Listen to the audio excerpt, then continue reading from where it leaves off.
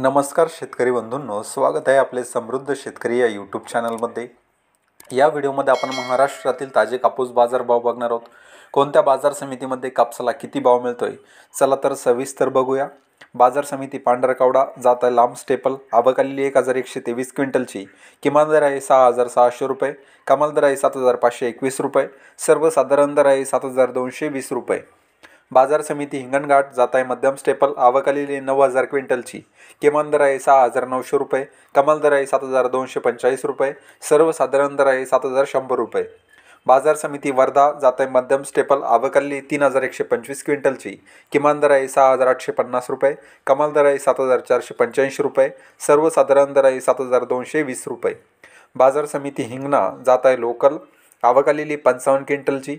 किमान दर आहे 7075 रुपये, कमाल दर आहे 7200 रुपये, सर्वसाधारण दर आहे 7075 रुपये।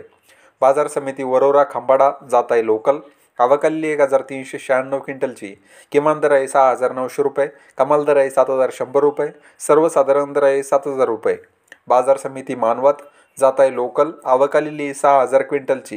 किमान दर आहे 6850 रुपये, कमाल दर आहे 7160 रुपये, सर्वसाधारण दर आहे 7075 रुपये। तर हे होते महाराष्ट्रातील कापूस बाजार भाव। हा व्हिडिओ जर तुम्हाला आवडला तर व्हिडिओला लाईक करा व चॅनलला सबस्क्राईब करा। धन्यवाद।